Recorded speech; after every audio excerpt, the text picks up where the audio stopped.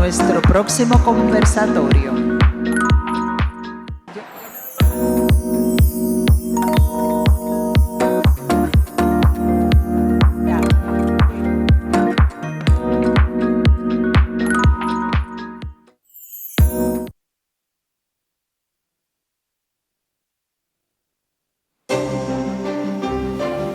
En su obra Embarcadero, Plutarco Andújar sitúa el Caribe en uno de sus espacios fundacionales, el puerto. Lugar de intercambio y espera, el embarcadero concentra historias de comercio, migración y circulación cultural. Las embarcaciones no solo transportan cuerpos y mercancías, también desplazan lenguas, imaginarios y memorias.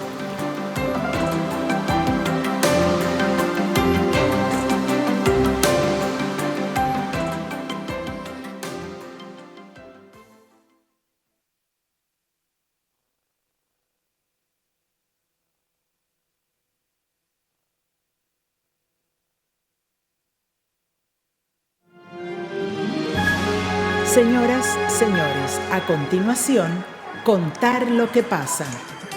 Berna González Harbour, de España, Óscar Martínez, de El Salvador, y Jorge Comensal, de México, conversan con Aníbal de Castro, de República Dominicana. Una mirada a la fuerza de la narrativa para interpretar hechos y construir sentido frente a la complejidad contemporánea y el periodismo.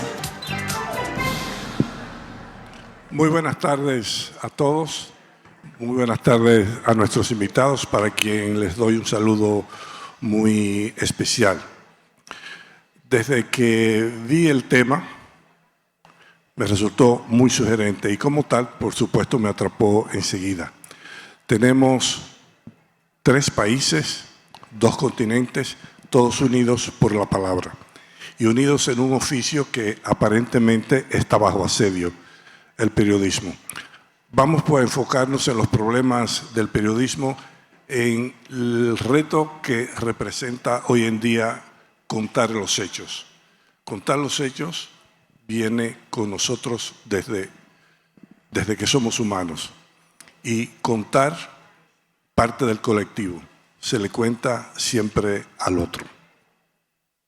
Y toda historia comienza con una pregunta aparentemente sencilla: ¿cómo contar lo que ocurre?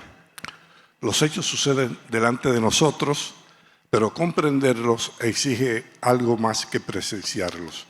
Requiere observar, escuchar, investigar, interpretar y encontrar las palabras precisas para convertir la experiencia en conocimiento compartido.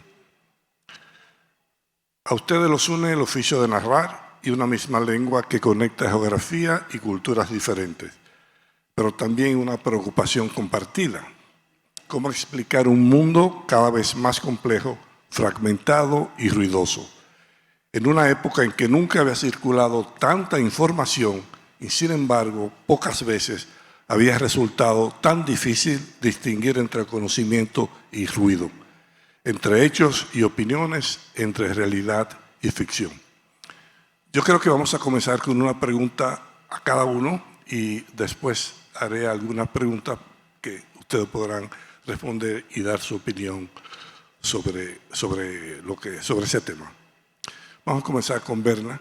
Yo le decía antes de subir que en mis vacaciones recién terminadas había leído uno de sus libros que me había impresionado mucho, porque al fin y al cabo soy periodista, es El Pozo. En ese libro hay una crítica a fondo a cierta manera de informar, la que convierte el dolor en espectáculo y la complejidad en impacto.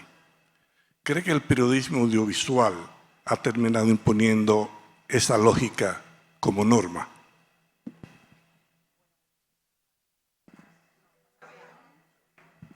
Ahora sí, muchísimas gracias, Aníbal, y es un honor estar aquí. Bueno, gracias, Claudia, Minerva, todos los organizadores, y es un honor y me siento muy pequeña aquí al lado de mis contertulios.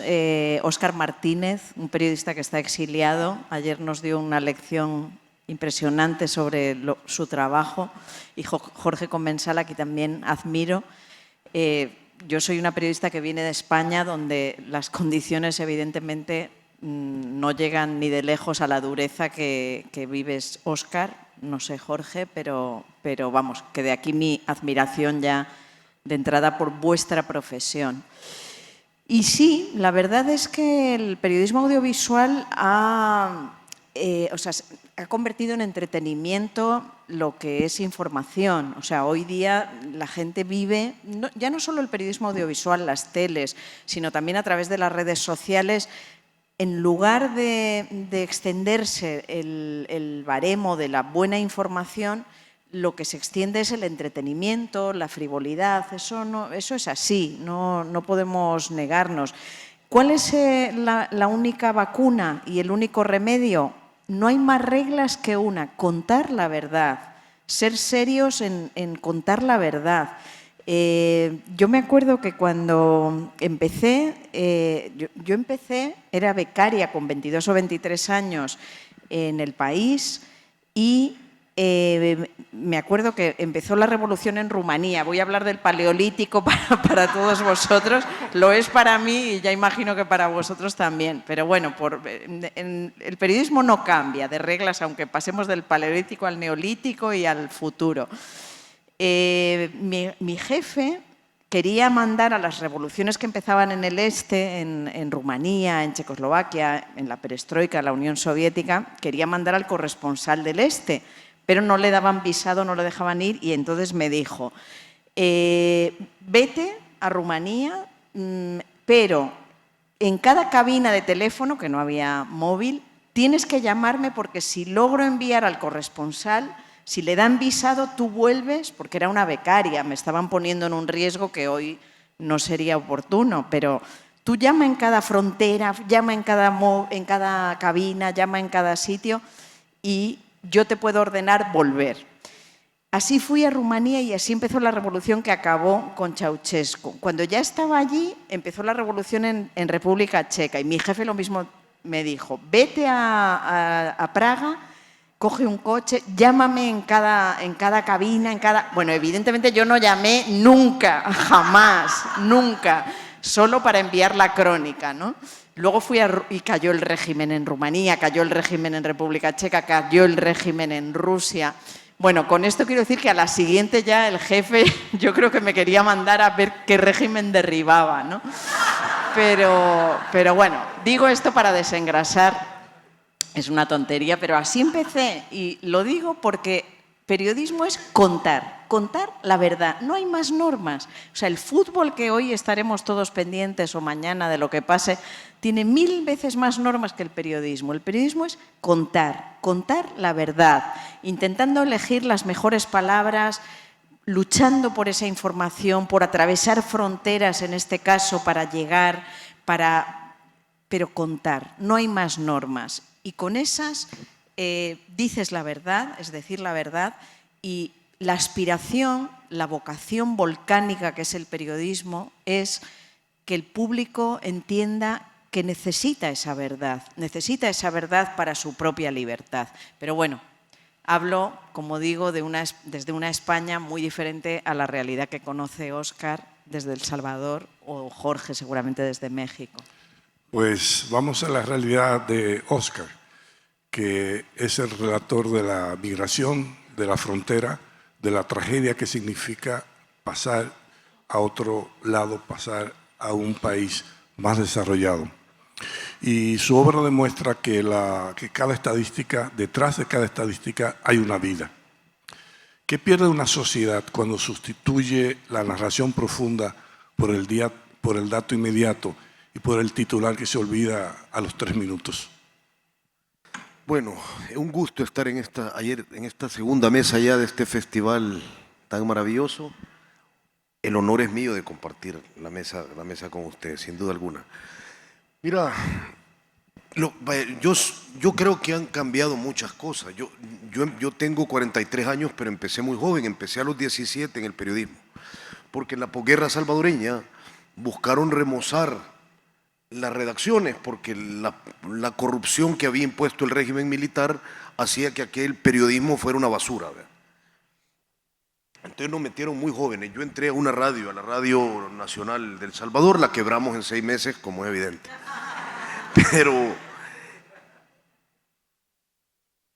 Pero yo creo que desde aquel entonces habían algunos rasgos que son similares a lo de ahora. Cuando el país empezó a medir, empezó a tener una portada en internet que alimentaba más a principios del siglo, cuando vos leías las 10 notas más leídas, no te aparecía la nota profunda te aparecía que Britney Spears se había cambiado un vestido y en México el periódico que más se consume sigue siendo un periódico que siempre te pone en la portada a una persona despachurrada y ensangrentada. Pero eso lo es desde hace años. El desprestigio de los relatos existió desde antes, cuando Alma Guillermo Prieto en El Salvador contó la masacre del Mozote en el año 82 en el Washington Post. La gente no le creía. La campaña que hizo la embajada estadounidense y la embajada de El Salvador en Estados Unidos para desprestigiar una masacre que ahora ya nadie niega fue tremenda. Aquella campaña de desinformación en contra de lo que ella había encontrado duró años. Es decir, la primera idea que asentaría es: hay más medios y más recursos para atacarnos, por ejemplo, ahora, o para distraer, pero la distracción no empezó hace poco. Y las campañas de desprestigio contra el periodismo no son algo nuevo, y los mentirosos han existido toda la vida. Eso no ha cambiado. Lo que ha cambiado es que ahora hay mucha más facilidad para que alguien se convierta en un productor de contenido y confunda. Porque si bien estoy de acuerdo con lo que decís, pero el periodismo sí tiene algunas reglas de transparencia, como vos lo sabés perfectamente, como ustedes lo saben perfectamente. Yo, cuando las cargas probatorias de estas nuevas narrativas de video son bien dudosas. Ustedes han visto los videos donde alguien justifica algo y después señala un titular y da eso como una prueba válida de contraste. Pero puede ser que ese periódico fuera un periódico mentiroso. Señalar no es un hecho comprobatorio. Señalar un titular no es un hecho comprobatorio. En el periodismo haces que la carga de prueba desfile. Y yo dejaré una idea última con esto de contar relatos. Yo siempre me he dedicado a contar relatos largos. No existe el género largo o corto en el periodismo. Existe un texto tedioso, existe un texto repetitivo, existe un texto enredado, pero el género largo o corto no existe en el periodismo. Existe la crónica, el reportaje. Cuando a mí alguien me dice que un reportaje es muy largo, le digo: ¿en tanto a qué? ¿Te parece que ya dejé de contar o ya dejé de decir algo? Yo creo, y fíjense esta idea más viejuna que les voy a decir, yo creo que es hora de volver a esas bases del periodismo, y que ahora innovar va a pasar de alguna manera, o así lo estamos interpretando también desde el Faro, va a pasar por seguir haciendo periodismo profundo. Cuando a nosotros empezamos el periódico El Faro a surgir, porque el periódico surge en el 98, pero cuando el periódico empieza a ascender y a ser reconocido, un gurú del periodismo digital nos dijo: qué buen periódico han construido, lástima que va a desaparecer en muy poco tiempo, porque escribíamos textos larguísimos y en aquellos momentos nos habían convencido de que los lectores solo tenían 1 minuto para leerte. Es decir, era un poco escribir para idiotas. Tienen tan pocas ganas de leer que debo escribir muy poco para que lo hagan. Y aquí seguimos, habiendo escrito textos. El más largo que publicamos en El Faro recientemente tenía 32 páginas y tuvo índices de lectura muy altos. Yo creo, no sé si es autoconvencimiento o si de verdad lo creo, pero diré que lo creo.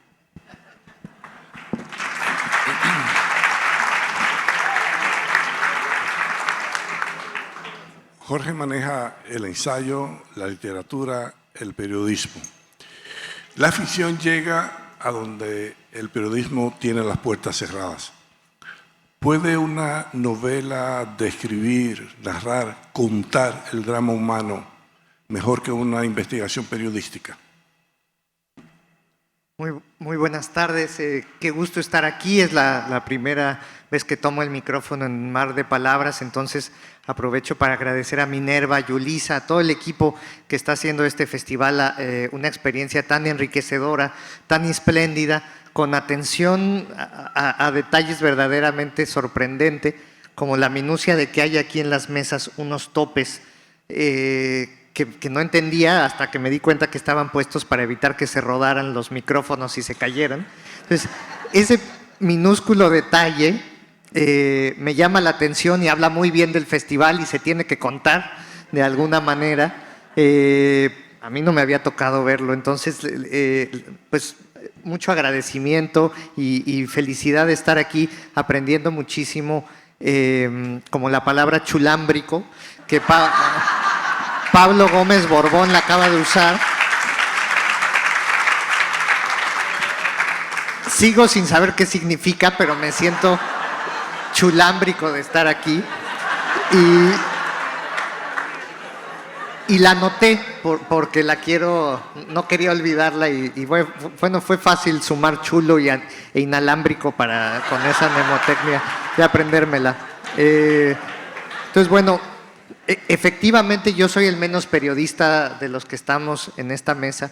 He escrito en periódicos, pero realmente me identifico como narrador, ensayista, como editor. Él fue escritor para idiotas, yo peor, fui corrector de estilo para idiotas. Yo corregí, mi primer trabajo fue corregir estilo en un periódico de banalidades, de frivolidades. Yo sé muchísimo más de lo que quisiera sobre la vida y obra de Justin Bieber, de Taylor Swift. Y yo decía, ¿para qué le corrijo la ortografía a estas notas si quienes las van a leer no van a mejorar su ortografía? Pero ese fue mi primer trabajo, ¿no? Entonces es cierto que en México los periódicos más leídos están dedicados a la farándula y la violencia descarnada y entonces yuxtaponen el cuerpo de un cadáver desmembrado al de una persona en traje de baño, y eso es atroz y es grotesco, ¿no? Pero bueno, he escrito en periódicos y escribo crónica literaria, pero que también cumple a veces papeles periodísticos, y efectivamente yo me he enfrentado con el dilema y me encantaría saber qué opinan quienes están en esta mesa el desafío de no poder contar las cosas, que se da, por ejemplo, yo me he dedicado sobre todo a narrar la realidad silvestre, los desafíos que viven los defensores ambientales en México, la tarea de proteger las áreas naturales, lo que enfrentan científicos que entran a la selva, por ejemplo, a buscar orquídeas y se encuentran más bien amapolas, y lo que eso implica para ellos. Y platicando con muchos de ellos, y tengo algunos proyectos en curso que me confrontan con el mismo problema y una y otra vez, que es que me piden que no hable de lo que viven, porque eso los pondría en riesgo, porque les impediría regresar a esa región a seguir haciendo su trabajo científico de conservación. Historias realmente importantes, incluso desde el punto de vista del literario, tremendas, con buenos personajes, con militares, con narcotraficantes, con toda clase de personas con las que quienes defienden a la naturaleza conviven cotidianamente y tienen que aprender a lidiar con esas realidades y, como decimos en México, hacerse la vista gorda cuando pasa una avioneta y ellos están mirando aves, pues tienen que mirar hacia otro lado porque en esa avioneta sabemos qué transportan. Cuando los militares mueven ciertas cosas en la madrugada, en fin, tantas cosas que ellos me piden no contar. Y he llegado al extremo de que alguna vez, al publicar una crónica, simplemente escribí en un párrafo como panorámico diciendo, bueno, todos los conservacionistas en México lidian con los problemas de la tala clandestina, de la siembra ilegal en las montañas y algún otro ejemplo. Y me pidieron, ¿puedes quitar eso, por favor? Aunque no se refería en lo absoluto al caso del que estábamos hablando. Entonces es ahí donde en lo que los periodistas me ilustran como cómo lidiar con estos temas, me piden a veces que espere a que ellos mueran para poder escribir sobre algo, pues ya se habrá extinto la especie y acabado la selva cuando eso suceda. Entonces es ahí donde la ficción, la literatura y la imaginación permite contar la verdad sin contar las cosas tal como son, y entonces hablar de esos temas sin poner en peligro la vida de héroes de la conservación ambiental, por ejemplo. Sí.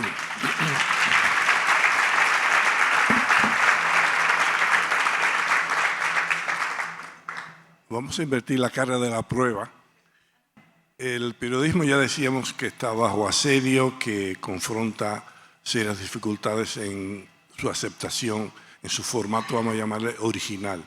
Sin embargo, ¿qué ha ocurrido?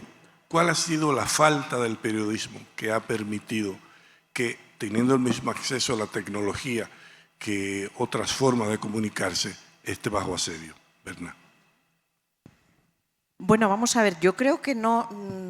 El periodismo, podemos lamentar la pérdida de lectores en el papel, la muerte del papel en muchas ocasiones, pero yo creo que lo que hay que celebrar es el nacimiento de muchísimos medios en Internet, la reconversión de muchos medios que éramos solo de papel en los lenguajes, tipos de audiencia, formatos, géneros, que yo misma hago un podcast, de libros que eso no existía, supongo, hace 10 años o 20, y como yo consumo podcast, propuse y hago un podcast de libros, ¿no? Es decir, que los viejos medios hemos aprendido a adaptarnos a nuevos formatos, etcétera. Lo que no podemos luchar es contra las autocracias. Podemos luchar, pero quiero decir que nos van ganando. Nos van ganando porque ser periodista, por ejemplo, hoy en Estados Unidos es correr el riesgo de que llegue el FBI a tu casa y te registre la casa, como le pasó a una periodista, ahora no recuerdo el nombre, que estaba haciendo reportajes sobre las personas que habían perdido el empleo de la noche a la mañana por orden de Trump. ¿Os acordáis que Trump, vía Elon Musk, empezó a despedir a funcionarios públicos para recortar sus gastos? Y esta señora periodista empezó a recolectar vidas de todos estos que de repente tienen que meter las fotos de sus hijos en la caja e irse a la calle, ¿no? Y el gobierno mandó al FBI a investigarla y está investigada. O sea, ser periodista hoy, intentar ser periodista libre en Estados Unidos es más difícil que hace 1 año y medio, ¿no? Por recordar cómo el presidente Trump llama cerdita a una, se levanta en otra entrevista de otra, especialmente mujeres, para cortarla y denigrarla. ¿Qué podemos hacer contra eso? Seguir luchando, seguir contando la verdad. Yo apoyo a los periodistas que en El Salvador, en Estados Unidos, en Argentina, en tantos países están viendo las dificultades de gobiernos autocráticos que avanzan de la mano de la extrema derecha y que están poniendo en aprietos el periodismo y que demuestran lo importantes que somos, porque si nos están persiguiendo es porque somos importantes. Y en esto se está asemejando las democracias occidentales como la de Estados Unidos a Rusia. O sea, Rusia hoy mueres por ser... Si eres periodista, mueres, te envenenan, ¿no? Murió asesinada Ana Politkovskaya, grandísima periodista que contaba las verdades en Chechenia. Svetlana Alexievich, por fortuna, vive, creo que es en Berlín, la Nobel de Literatura, que sabéis que escribió retratos de la realidad soviética impresionantes. Y ahora mismo, yo lo he contado estos días en alguna otra mesa, hay otra periodista llamada Elena Kostuchenko, que ha tenido que exiliarse en Estados Unidos, la intentaron envenenar, porque también retrata la realidad de Rusia, la que no nos va a enseñar el régimen. Entonces, podemos lamentarnos de la crisis del periodismo, etcétera, pero yo quiero celebrar estas carreras, quiero celebrar estas vidas, quiero celebrar, pues Óscar, que está exiliado en México, contaste ayer, ¿no? Celebremos, apoyemos, aplaudamos a estos periodistas porque están contando la verdad y porque si les persiguen es precisamente porque son importantes, porque somos importantes.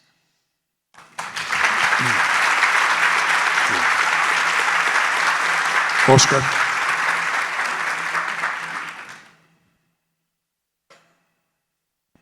Mira, sí, a ver, siempre nos la han puesto más difícil.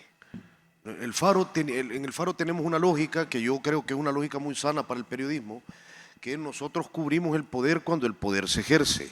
No nos importa quién lo ejerza, si lo ejerce la derecha o la izquierda o Bukele. Cubrimos el poder cuando el poder se ejerce.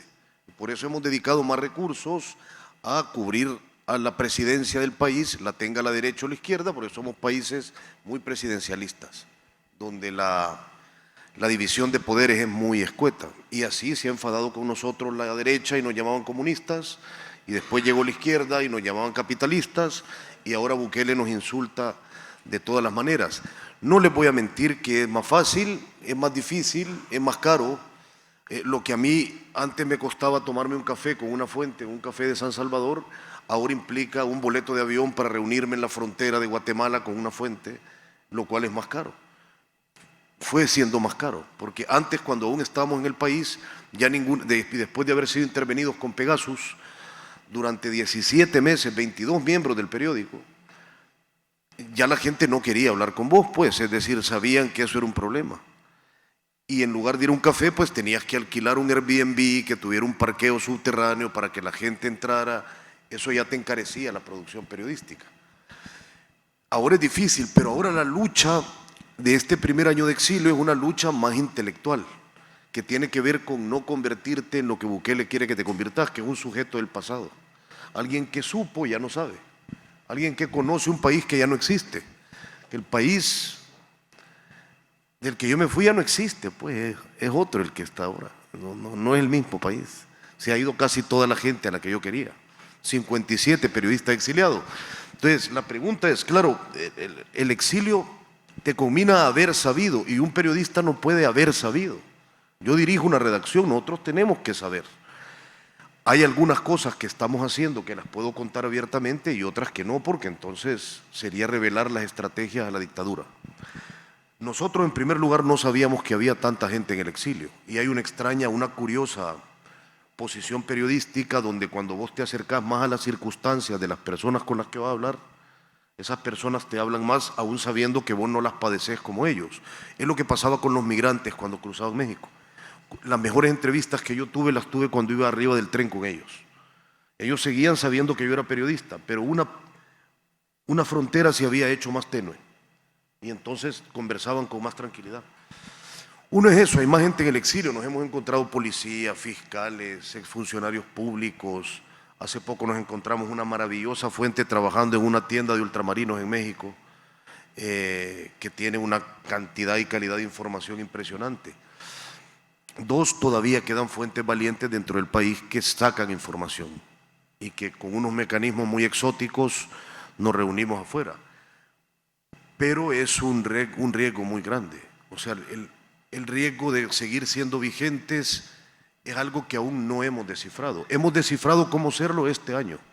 El que viene tendremos que volver a pensar. Nos vamos a reunir a final del mes las jefaturas del periódico a intentar descubrir cómo no languidecer. Jorge.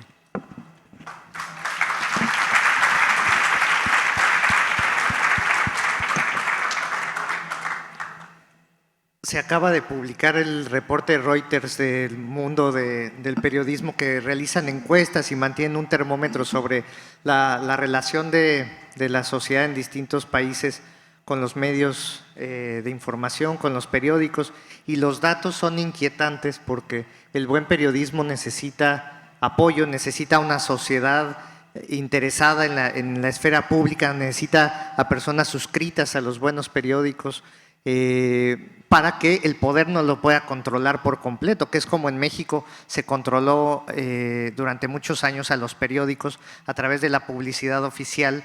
Se podía controlar plenamente qué publicaba cada medio. Si no hay una comunidad que la apoya de manera autónoma a la prensa libre, no se puede ejercer. Y lo que se está viendo en estas encuestas en distintos países es un descenso constante y de pronto abrupto, ya no solo en los periódicos impresos, que eso ya viene de atrás, pero ahora también en los digitales, porque las mismas empresas de las plataformas de redes sociales y demás están ajustando sus algoritmos y sus programas para mantenerte adentro de X, adentro de Instagram, de TikTok y todas estas, que nada te saque. Entonces reprimen cualquier enlace que te vaya a llevar al sitio de un periódico y demás, para mantenerte ahí como cliente enganchado y sacarte tantos datos y ponerte tanta publicidad como se pueda. Entonces todo lo que ha dicho Berna sobre la importancia de los periodistas es completamente cierto. Yo como director de una revista veo el valor de la verificación y la cantidad de trabajo humano que requiere contrastar datos, precisarlos, corregirlos, apoyar a los periodistas en su labor. Y todo esto es costoso y no va a sobrevivir tampoco si nosotros no hacemos el compromiso de suscribirnos a diarios confiables, a revistas, seguirlas leyendo y no quedarnos solamente en las aplicaciones en el celular, porque eso destruye por completo la esfera pública y también procurar hacerlo a nivel local y también internacional, porque sin eso no vamos a tener manera de seguir contando con periodistas que nos cuenten la verdad. Gracias. En apoyo a lo que decía Berna y citando el informe, la última versión, el informe de Reuters, su última versión que salió hace unos días. Interesante, es verdad que el 60% de las personas se informa por vía de las redes. Sin embargo, de todo el total, el 51% se informa de los periódicos digitales, o mejor dicho, de las ediciones de los periódicos impresos en el medio digital. O sea que ciertamente el periodismo sigue teniendo una fuerza. Pero hay otro problema que yo quisiera plantear, hay otro reto, y es que con la tecnología hay diferentes verdades. Cada quien puede acceder y exponer su verdad, narrar los hechos como mejor le parece. Frente a estas narrativas fragmentadas, ¿cómo el periodismo mantiene su autoridad? Óscar.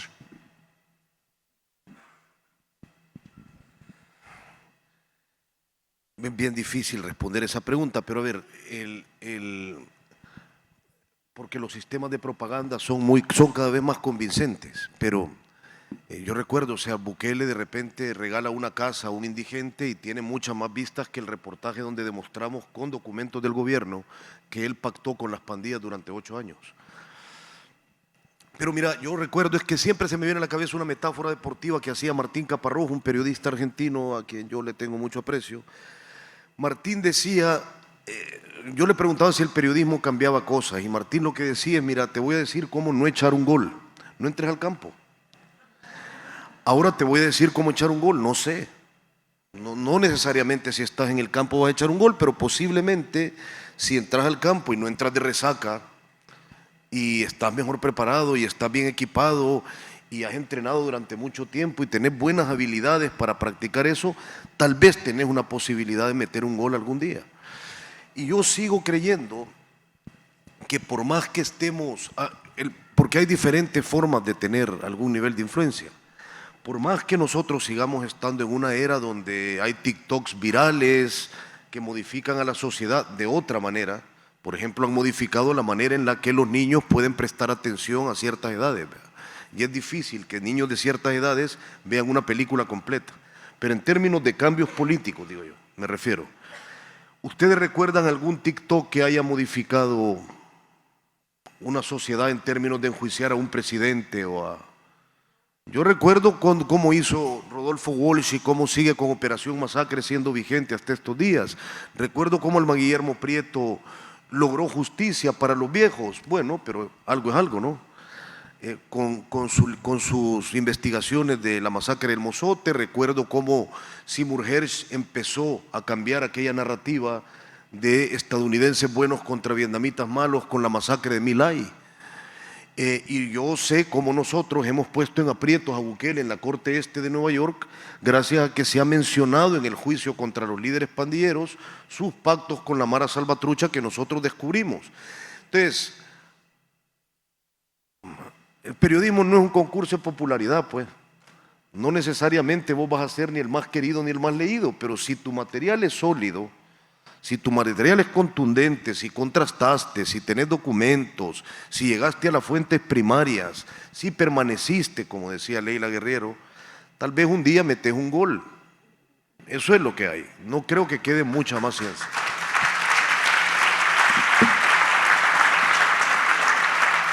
Jorge.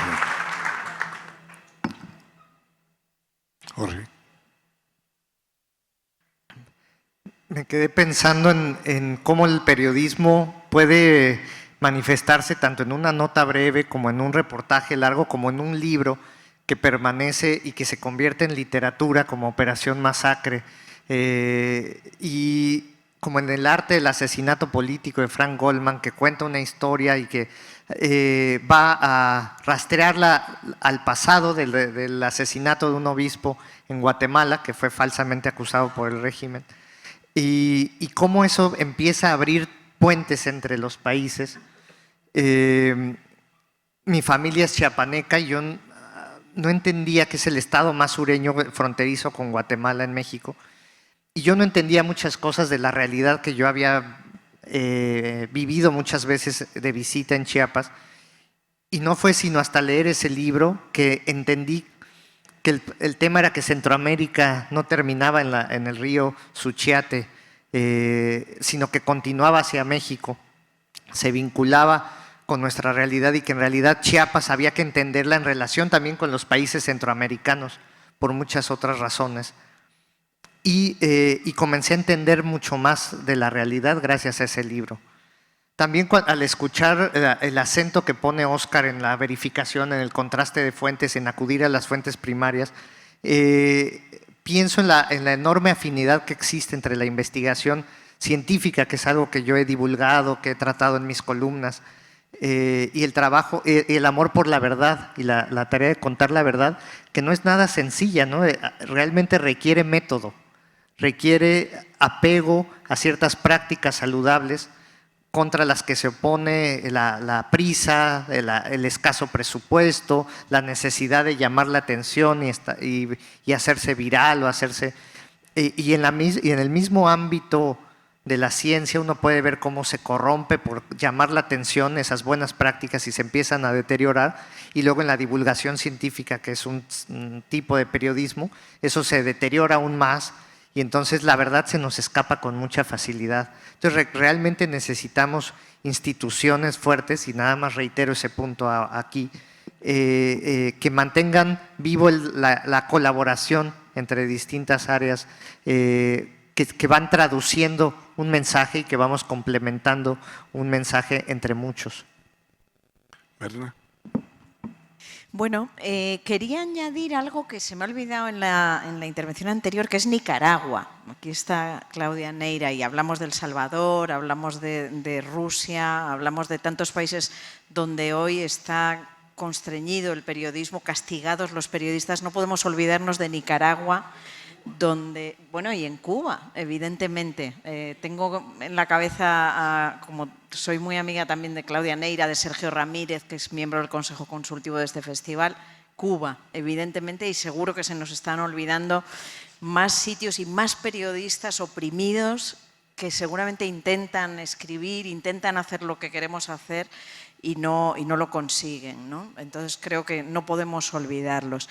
Y luego, estoy de acuerdo con lo que habéis dicho, por abrir otro ángulo también, quiero defender la literatura, que es otra forma de verdad. Es decir, necesitamos esta verdad, pero yo lo decía ayer en una mesa en la universidad, yo he conocido, el periodismo te permite conocer países, los libros te permiten, pero hay libros que te permiten viajar a esos países sin estar en ellos. Es una forma de viajar sin billetes, sin mapas. Ayer lo comentaba, yo no he estado en Corea del Sur, pero siento que conozco algo de Corea del Sur gracias a Han Kang. O no he estado en Japón, pero siento que conozco Japón gracias a Murakami. Y eso no es periodismo. Estos días que estoy en Santo Domingo recuerdo mucho la fiesta del Chivo. Vargas Llosa. Recuerdo mucho, bueno, estoy leyéndolo ahora, El sueño del Celta, cómo Vargas Llosa retrató lo que pasaba en Congo y la vida de aquellos que intentaban denunciar cómo cortaban las manos a los que no cumplían con las cuotas del caucho en Congo, ¿no? Entonces, bueno, perdona que me he salido, Aníbal, un poco del periodismo, pero Leila Guerriero, por ejemplo, con La llamada. Todos hemos leído y sabemos la historia de los desaparecidos en Argentina, de toda la represión, pero de repente una historia que además en manos de Leila Guerriero es periodismo también, porque es veracidad absoluta, se convierte en una llama encendida que no se va a apagar, ¿no? Podemos sufrir represiones, lamentar cosas tremendas, pero si tenemos una Elena, vuelvo a mirar el nombre, Kostuchenko, hasta que me lo aprenda, que ha escrito este Amo a Rusia, contando las porquerías que hace Putin, o tengamos una Leila Guerriero o Claudia Piñeiro, que está aquí, también nos ha retratado a Argentina, Alma Guillermo Prieto, habéis citado, o Martín Caparrós.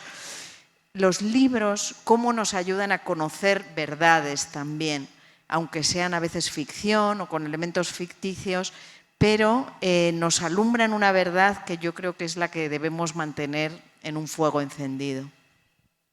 De acuerdo.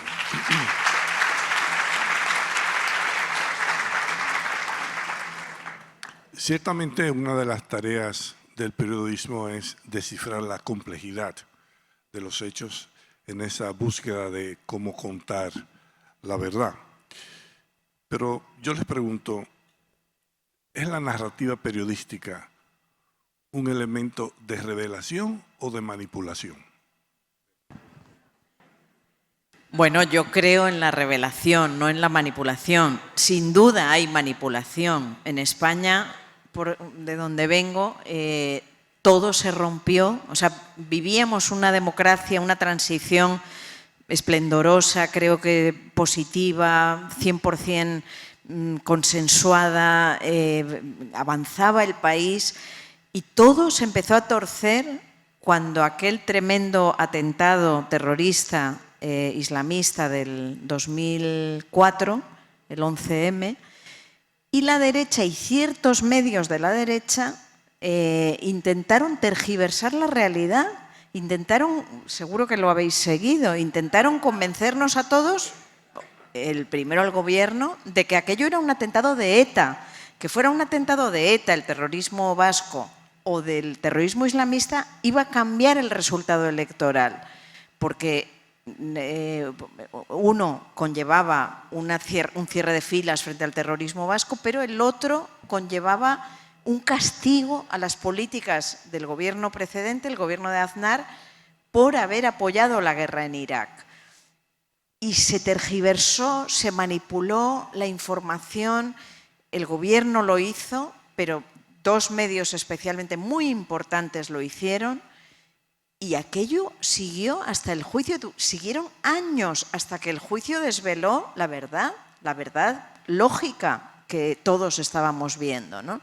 Ahí se jodió el Perú, como decía Vargas Llosa, ¿no? Ahí se jodió el Perú, se jodió España, sí. Ahí empezó, en ese intento de manipulación, todo lo que ha venido después, ¿no? Un país polarizado y con incapacidad para lograr consensos. Ahora mismo estamos viviendo procesos judiciales varios, obvios, evidentes, de una corrupción condenable absolutamente, y algún otro proceso, lo estábamos hablando tú y yo antes de entrar, que es una persecución personal, me refiero a la esposa del presidente.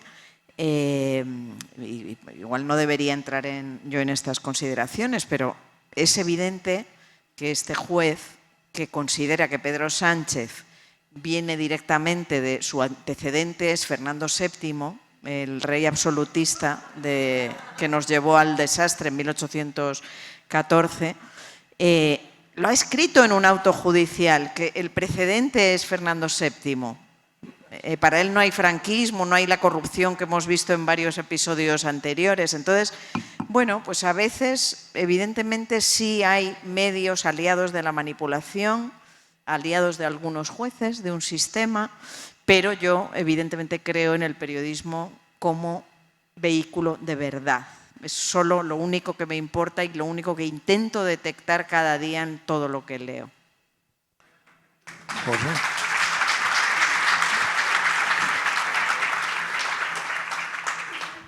Hay un ámbito donde este tema resulta particularmente escurridizo, que es el del impacto del calentamiento global en las emisiones de efecto invernadero. Y la ocasión pasada que tuve la oportunidad de venir a República Dominicana, me comisionaron escribir una crónica sobre el sargazo y su impacto en las costas del país. Salí con el fantástico fotoperiodista Orlando Barría a recorrer algunas zonas, a entrevistar personas, y eso dio lugar a una crónica que fue riquísima en otras cosas que eran periféricas, pero que también ayudaban a entender mejor la realidad, a entender sobre todo cómo estaban viviendo las personas este fenómeno, y es algo sobre lo que he escrito en México y que se está manipulando mucho la narrativa periodística, al menos en México, relacionada con el sargazo, porque está en juego la vida de muchísimas personas que dependen, por ejemplo, del turismo en el joven Caribe mexicano, porque se intenta sostener un optimismo del que depende un castillo de naipes, que es la economía turística en la costa de la llamada Riviera Maya. Y entonces, como no se quiere ubicar la dimensión del problema y las causas, que están estrictamente relacionadas con la carbonización de la atmósfera, que sobreestimula a estas algas, sobre el escurrimiento de fertilizantes en cantidades masivas en el Orinoco, el Amazonas y muchísimos otros ríos, y las cantidades de sargazo están siendo cada vez mayores en las costas del Caribe y de otras zonas, y yo mismo escribiendo artículos en algún momento sobre el desarrollo de la costa mexicana, dije, esto va a causar graves problemas a futuro. Y hay un empeño activo y evidente en separar el tema de las emisiones de efecto invernadero y de los fertilizantes del tema del sargazo, para que no se toquen las cosas y que no se pueda, por ejemplo, movilizar políticamente a la sociedad de las costas para reclamar reparaciones a las grandes industrias contaminantes que están causando un verdadero drama en México. Este último mes y medio, hubo pérdidas millonarias y aparte a los trabajadores que están sobreexplotando para retirar el sargazo, se están intoxicando porque el sargazo conserva mucho arsénico y muchos otros, emite gases sulfuros muy tóxicos. Entonces el periodismo tiene que estar sobre este tema, por ejemplo, pero es tan difícil conectar las macrocausas del calentamiento global, de las emisiones de carbono, con el drama específico de los empleados de los hoteles que tienen que levantar toneladas y que están haciendo una lucha contra una montaña de sargazo. La esperanza en de la transformación industrial del sargazo es falsa, la verdad. Y bueno, es aquí donde está muy manipulada la narrativa y hay que luchar por conectar lo macro con lo micro de una manera que todos seamos conscientes de lo que está pasando. Oscar. Bueno, mire, queda poco tiempo, que ustedes no saben que nosotros tenemos ahí un reloj que va en reversa y parece que esto va a explotar. Pero es muy útil para saber lo que uno está haciendo. Nosotros creemos en el Faro en una sociedad que controle a los periodistas y que los cerque, así como ayer hablábamos de los políticos, que sepa de qué es nuestro trabajo y nos exija que lo hagamos bien.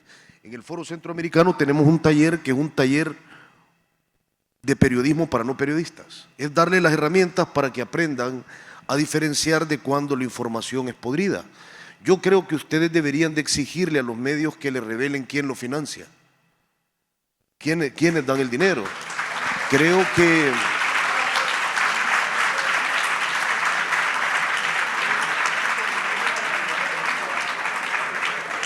creo que en el Faro lo intentamos, creo que deberían de conocer quiénes son los accionistas y los financistas de los medios.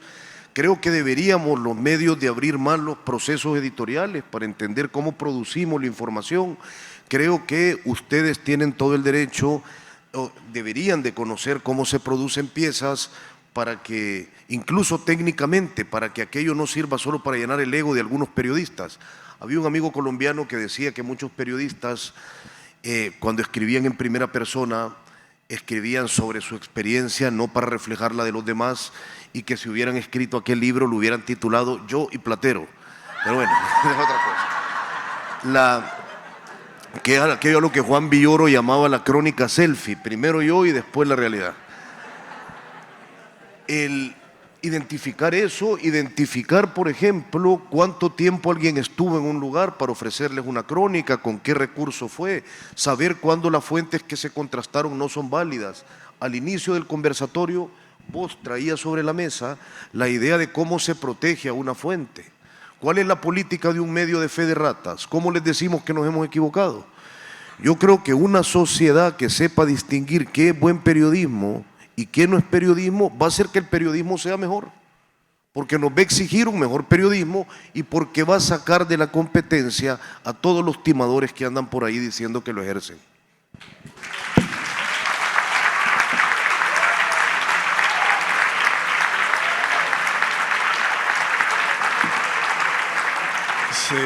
Se acaba el tiempo, pero rápidamente.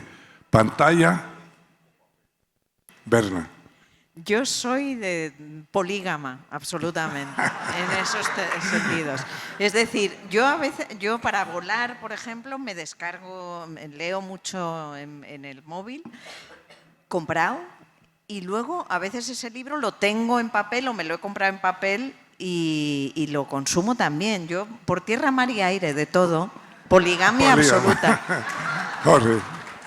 Yo papiro, me gusta así los rollos y no. Aire, o sea, sonido, escuchemos la literatura también. Yo soy entusiasta de escuchar las palabras, de leernos en voz alta unos a otros y el periódico se puede leer en voz alta. Oscar, realmente. Papel.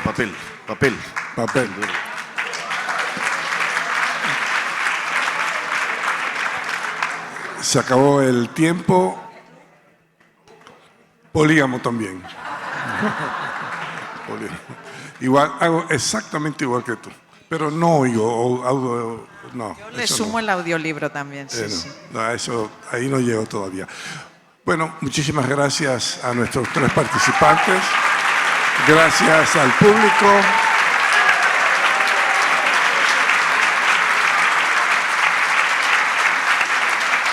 Tres voces, 3 nacionalidades, el mismo idioma y muchas opiniones. Gracias.